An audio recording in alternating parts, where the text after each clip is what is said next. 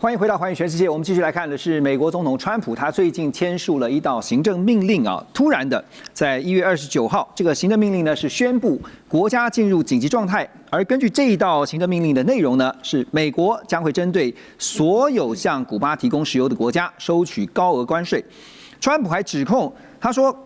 古巴境内设有俄罗斯最大的海外情报设施。专门在窃取美国国安资讯，更指控古巴替真主党、哈马斯这些跨国恐怖组织提供相关的庇护。可是古巴这边也不示弱啊，目前古巴的国家主席卡内尔反控美国对古巴实施这个石油封锁是法西斯主义、犯罪，还有种族灭绝，暴露出了这美国在这些事情上面的本质。而古巴的外长呢，则是在1月30号也对外宣布，为了因应美国的威胁，古巴也进入国际紧急状态。现在大家都把这个紧急状态拉出来，好，古巴还说这是国际的态势啊，这不只是古巴国家本身，而是国际上进入了一个紧急状态。但这样做是不是要号召中南美中跟古巴相关，特别是亲古巴的左翼国家，在此时有机会能够来出手相援呢？马老师。我觉得这个相不相远跟左不左翼可能没有直接的关系这个很多国家也不见得是这个。只是先拿出来讲。对，但是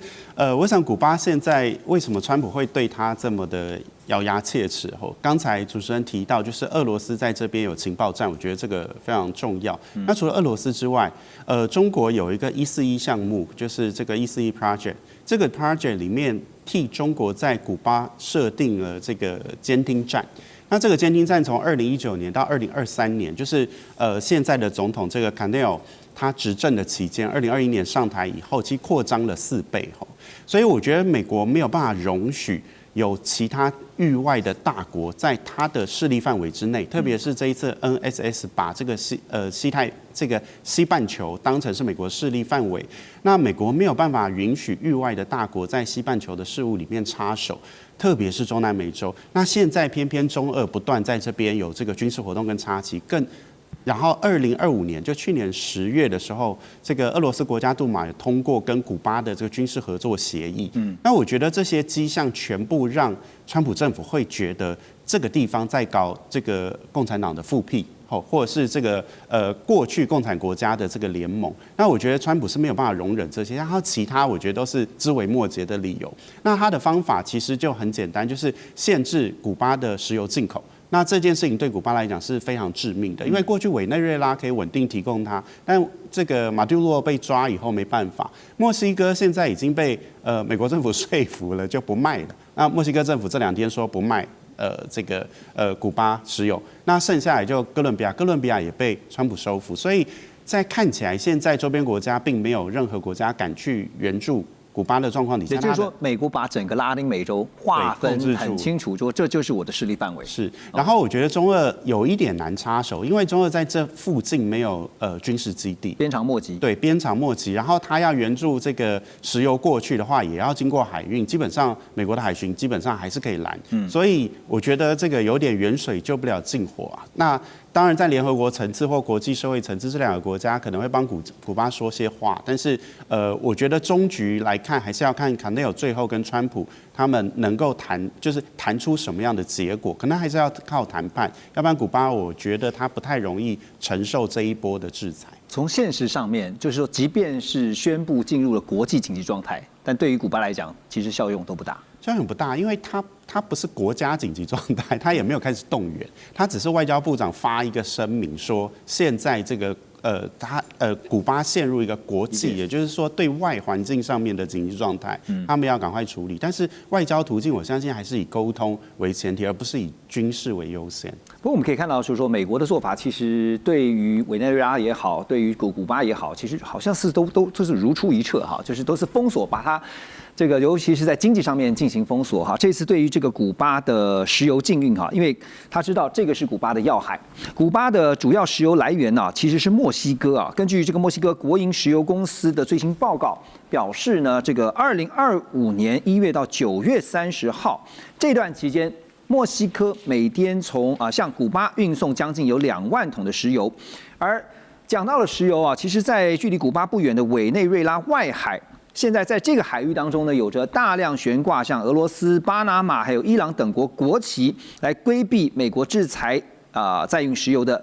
一个这个船运的船队哈，那被外界形容说是影子舰队。那追踪全球石油的产业情报分析机构叫 Kepler， 他们就估计说，影子舰队包括大约有1470艘油轮，在2025年里面呢，总共运输了37亿桶的石油，占全球原油流通量的6%到7%，所以这个量还算蛮多的哈。那古巴附近有这个大量的影子舰队，他们会是变成现在美国说要进行石油禁运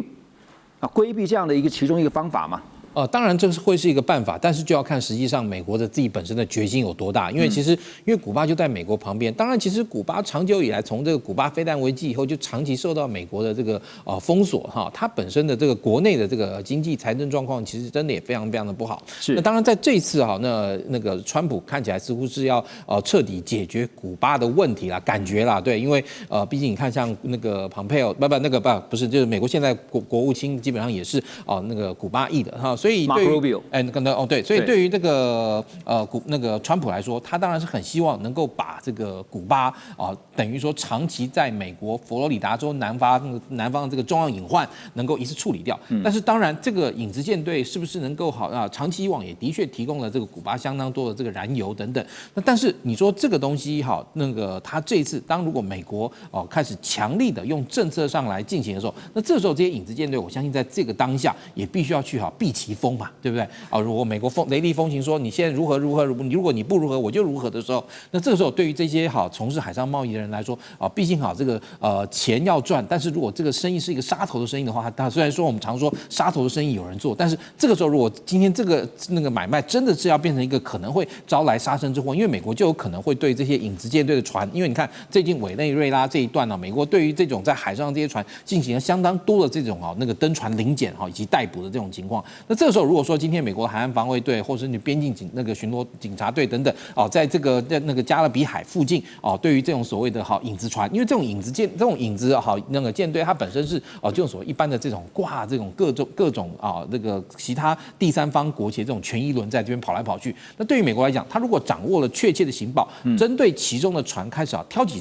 艘开始下手，很容易就引起这种所谓的这个寒蝉效应，也就是今天真的有人被抓了，那这时候其他人就会在这个短暂的时间要开始避这个风头。所以古巴这一波如果说他要能够躲过美国的这个强力的这样一个行动的话，我个人觉得难度很高啦。因为你看像委内瑞拉，即便那个川普铺陈了半年，最后还是真的动手，对不对？那对于这个古巴来讲，古巴在佛罗里达州南边是美国长期让他非常头痛的一个隐患。那这个时候如果今天那个川普发现对付委内瑞拉的方式有效，那这个时候是不是他就有可能同样的对古巴来复制？我请教，你刚刚特别提到说这个杀身之祸，因为大家还是要稍微避一下对，他之前对委内瑞拉，他是用美国这方面是用缉毒因为怀疑是走私毒品，他用这样的名义去对付，甚至采取了军事行动。可是现在我们讲的影子舰队，它是运油，对，但如果今天你采取军事行动的话，你必须要考虑到后果，因为我们讲的影子背后是有中俄的影子啊。对，但是我刚刚意思就是说，今天这个东西它本身是在西班牙，是在美国家门口，也就是美国其实说真的，如果他今天要制造一个任何的一个可以的那个让这个外界信服的这样一个借口，然后来对这些船进行登船逮捕等等，它其实像以这种非法那个石油交易上来说，其实也是一个可以用来起诉的这个罪状，因为你这种非法石油交易某种程度来说也就是走私嘛，对不对？走私的话，那对美国来说，如果今天你对我认定那种敌对的这样一个政体，然后实施了这样一个石油的输运我就认为你是对我是这个非友善的这个情况下，那这个时候再加上我们刚刚讲，有一地方就在美国佛罗里达州南边，古巴就在那里，然后它离美国实在太近，所以对于其他周边，刚刚你提到不管伊朗也好，俄罗斯也好，中国大陆也好，对他来说都是一个鞭长莫及的这样一个情况。所以这些国家如果这些影子舰队也的确是由他们的权益轮来进行的话，那对他们来讲，这些船东也必须要在这个时候去选择避祸嘛，因为船被美国人扣了，人被美国人逮捕了，对船东来说麻烦的是他，对不对？理解。所以对照就是我们讲说石油禁运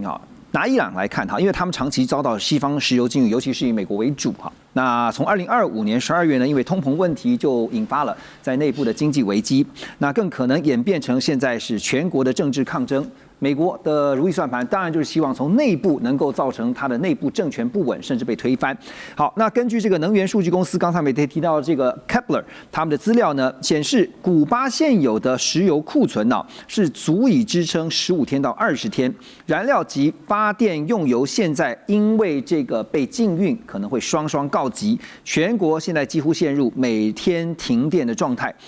那其实，在古巴这边，美国啊，在1961年曾经用军事行动，它军事介入古巴，却惨遭失败。当时是美国支持一支1400人左右组成的一个反政府突击旅去登陆古巴的朱罗湾，结果最后是全军覆没。当时呢，也被称为是朱罗湾事件啊。所以，如果现在照着川普的如意算盘，他希望古巴政府倒台，钟老师，但是又要避免当年。虽然说现在时空有转换，可是为了避免当年的朱罗湾事件要重演，因为这是美方所不乐见的，战略上会如何调整？在讲到朱罗湾事件的时候，我必须提醒啊，那时候总统是美国最受欢迎的这个甘乃迪总统啊，那所以其实在到底有没有可能就是要政权转移？然后川普到底会做出怎么样一个？所以我觉得这主要2个很大的一个观察点可以来看。第一个，当然就是总统个人。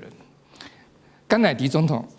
当然就是相较之下，我们是老牌的政治人物，他对所谓的国际政治的这种所谓的这种互动啊、规矩，他潜规则他都是还有点对。川普的话是完全没有的，他想做什么就做什么。他之前就很清楚的就讲，现在。能够限制他在国际上面的行为，只有他自己。国际法那些都完全不是他的考量，而且不只是规矩啊，连道德都没有。对，所以他舆论他也不在乎，所以他只是就是要达到他的一个目标，所以他是可以就是说，你假如想说，在那时候纯粹是个人的这种。假如是我们比较这个甘乃迪总统跟川普总统这2个人的这个人格特质，还有他们从政的这种风格上面，我觉得这当然就会影响到很大。简单的来讲，他会比甘乃迪更敢干。美国的军事实力没有问题，在那个朱罗湾事件1961年的时候，就像美国现在还是一样超强，没有问题。所以我说这个可以值得观察是第一个，点是领导者的人格特质。第一个是总统的这个 leadership 的个人的，第2个是什么？国际环境。在1961年的时候，朱罗湾事件发生的时候，是整个冷战的高峰的时候，所以美国在进行对所谓的这个国外的干涉，即使是在他门口的古巴，他也是戒慎恐惧。所以你可以看所谓的军事干预，它主要是什么？它是协助所谓的古巴的流亡人士所组成的那1500人。不到超过1500人的军队，然后来登陆。美军只是从旁协助，美军甚至于主要还是由 CIA 这个中央情报局在后面推动。美国没有说真正是说冲在美军冲在前面，所以这是会是一个完全不一样的这个状况。所以这一次你可以看，所以为什么这个川普对这个在委内瑞拉的行动会引起大家的注意？因为这根本是。unthinkable 的这个事情，可川普就这样干了。对，所以就是说，其实只要是要从纯粹透过军事力量的碾压，可能川普或许他这个个人的这个完全不顾舆论、不顾国际法、不顾，而且他觉得中国跟俄罗斯现在是他可以拿捏的嘛，他2个都是他的好朋友嘛，不是吗？所以他而且他已经讲了，美国就是。这个所谓的西半球，这个美洲就是我的势力范围，所以我现在在我的势力范围要整这个古巴，从冷战以来给我们美国吃很多苦头的，所以我想啊，你在考虑到这个最新的这个委内瑞拉，还有其实之前美国其实在格瑞纳达还有在巴拿马都做过类，只是那时候其实美军都是希望就是能够有所节制，不会是说完全真的就是梭哈下去这样干。那所以在这一次在朱罗湾事件的时候，其实美军并没有真正的这个所谓介入，主要是 CIA 的在后面提供，还有当然还有一些后勤的这些资源。所以这一次，假如川普要干，现在没有办法组织1500人的这个反抗军。不